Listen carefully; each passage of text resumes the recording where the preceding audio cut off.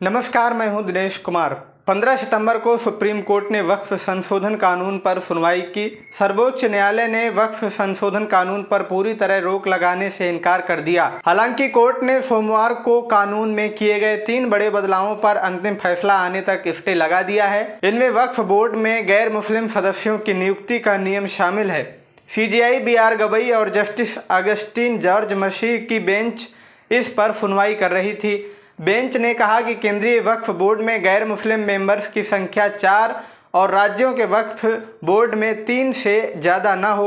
सरकारें कोशिश करें कि बोर्ड में नियुक्त किए जाने वाले सरकारी मेंबर्स भी मुस्लिम कम्युनिटी से ही हों। सुप्रीम कोर्ट ने इस मामले में दाखिल 5 याचिकाओं पर 20 से 22 मई तक लगातार 3 दिन सुनवाई की थी।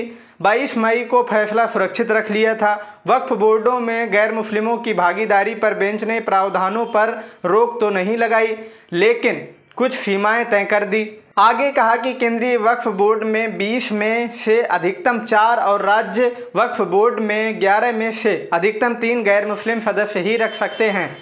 पहले इसमें अधिकतम सीमा तय नहीं थी। राज्य बोर्ड में धारा 23 जिसमें CEO की नियुक्ति का प्रावधान है, कोर्ट ने कहा कि जहां तक संभव हो CEO जो बोर्ड का पदेन सचिव भी होता है, मुस्लिम समुदाय से ही नियुक्त किया जाए।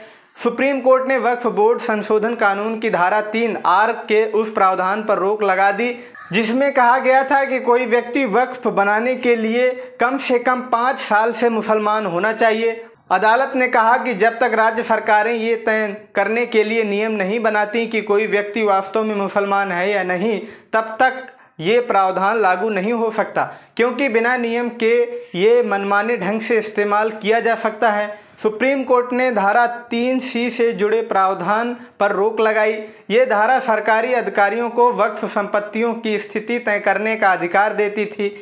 कोर्ट ने उस प्रावधान पर भी रोक लगाई जिसमें कहा गया था कि किसी संपत्ति को वक्फ तभी माना जाएगा जब सरकारी अधिकारी की रिपोर्ट में अतिक्रमण न होने की पुष्टि हो। धारा 3 क्लॉज C सब क्लॉज 3 जिसमें अधिकारी को संपत्ति को सरकारी जमीन घोषित करने और राजस्व अभिलेख बदलने का अधिकार था, उसे भी रोक दिया गया। धारा 3 क्लॉज C सब क्लॉज 4 जिसके तहत राज्य सरकार वक्फ बोर्ड को अधिकारी की रिपोर्ट के आधार पर रिकॉर्ड सुधारने का आदेश देती थी, उस पर भी रोक लगा दी गई। कोर्ट ने कहा कि कलेक्टर को नागरिकों के अधिकार तय करने का अधिकार देना सत्ता के विभाजन के सिद्धांत के खिलाफ है, क्योंकि कार्यपालिका को यह अधिकार नहीं दिया जा सकता। बेंच ने साफ किया कि जब तक किसी संपत्ति का मालिकाना हक वक्फ ट्रिब्यूनल से तय नहीं हो जाता और उस पर हाई कोर्ट में अपील की प्रक्रिया पूरी नहीं हो जाती, तब तक वक्फ का मालिकाना और उसके रिकॉर्ड से छेड़छाड़ नहीं की जाएगी। सुप्रीम कोर्ट का फैसला आने के बाद राजनीतिक गर्मागर्मी भी तेज हो गई है। केंद्रीय मंत्री किरण रिजिजू ने कहा कि माननीय सुप्रीम कोर्ट का फैसला स्वागत योग्य है। उन्होंने और क्या कहा, देखिए। वक्फ अमेंडमेंट बिल में जब चर्चा हुई थी लोकसभा राज्यसभा में, सबसे लंबी चर्चा भारत का संसद का इतिहास में सबसे longest discussion ever, Lok Sabha Rajya Sabha सुबह तक इतना गहराई से चर्चा करने के बाद उसको खारिज नहीं कर सकता है, यही सुप्रीम कोर्ट ने आज मुहर लगाया है।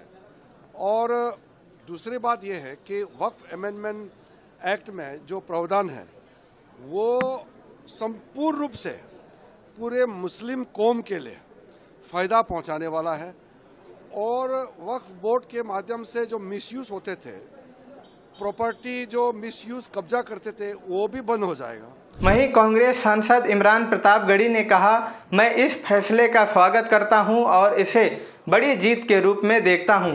कांग्रेस ने सोशल मीडिया मंच X पर लिखते हुए कहा, वक्फ संशोधन कानून पर सुप्रीम कोर्ट का फैसला स्वागत योग्य है। उच्चतम न्यायालय के फैसले ने साबित कर दिया कि देश में संविधान सबसे ऊपर है, जिसकी जड़ें कोई नहीं हिला सकता। कोर्ट ने सरकार की संविधान विरोधी मंशा को फटकार लगाई है और कहा है, वक्फ बोर्ड का CEO मुस्लिम होना अनिवार्य है। राज्य वक्फ बोर्ड में 3 से ज़्यादा सदस्य किसी और धर्म के नहीं हो सकते। सेंट्रल वक्फ बोर्ड में 4 से ज़्यादा सदस्य किसी और धर्म के नहीं हो सकते। 5 साल से मुस्लिम होने पर ही प्रॉपर्टी वक्फ करने वाली शर्त पर भी रोक लगा दी गई है। कांग्रेस पार्टी ने सड़क से लेकर संसद तक वक्फ संशोधन कानून के खिलाफ आवाज़ उठाई थी, लेकिन आज मोदी सरकार की साजिश नाकाम हो चुकी है। ये लोकतंत्र और संविधान की जीत है। ओवैसी समेत 5 याचिकाओं पर एक साथ सुनवाई हुई। वक्फ संशोधन कानून के खिलाफ सुप्रीम कोर्ट ने 5 मुख्य याचिकाओं पर ही सुनवाई की। इसमें AIMIM सांसद असदुद्दीन ओवैसी की याचिका शामिल थी। याचिकाकर्ताओं की तरफ से कपिल सिब्बल, अभिषेक मनु सिंघवी और राजीव धवन और केंद्र की तरफ से सॉलिसिटर जनरल तुषार मेहता पेश हुए थे। ये पूरी जानकारी आपको कैसी लगी, फीडबैक दे सकते हैं और चैनल को भी सब्सक्राइब कर लीजिए। अगर फेसबुक पेज पर देख रहे हैं तो फॉलो कर लीजिए। नमस्कार, देखते रहिए एशिया नेशन।